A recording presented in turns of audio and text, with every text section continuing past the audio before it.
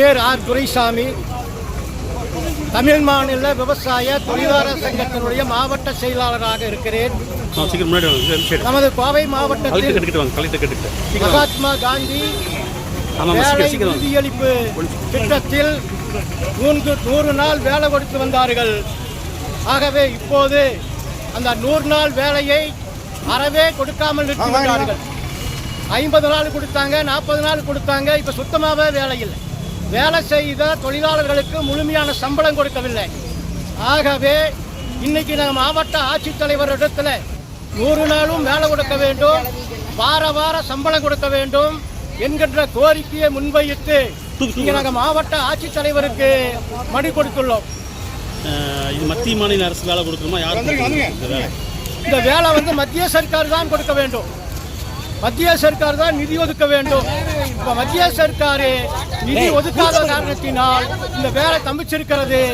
மத்திய சர்க்கார் வஞ்சனை செய்கிறது தொழிலாளர்களுக்கு. இந்த ஒன்றிய அரசு இந்த மாதிரி செய்யக்கூடாது என்பதை கண்டித்து நாங்கள் பேச தயாராக. இது எத்தனை பேர் பாதிக்கிறாங்க? இதனால கிட்டத்தட்ட பல லட்சம் பேர் நம்ம மாவட்டத்தில் பாதிக்கிறாங்க. கோடிக்கணக்கான இந்தியாவில் எடுத்துட்டாங்க.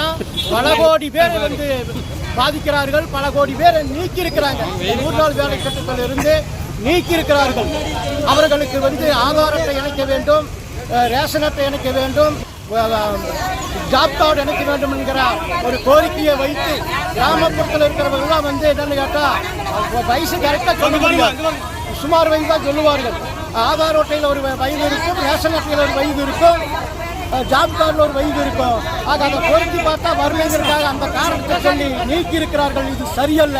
அது ஏழை எளியவர்கள், படிக்காதவர்கள், அவர்களுக்கு இந்த மாதிரியான கொடுமை செய்வது இந்த மத்திய அரசு கண்டிக்கிறது என்பதை நாங்கள் சொல்லிக்கொண்டோம். உடனடியாக இந்த வேலையும் சம்பளத்தையும் கொடுக்க வேண்டும். தவறினால் மிகப்பெரிய போராட்டம் வெடிக்கும் என்பதை நாங்கள் தமிழ் மாநில விவசாய தொழிலாளர் சங்கத்தின் சார்பாக கேட்டுக்கொள்கிறோம்.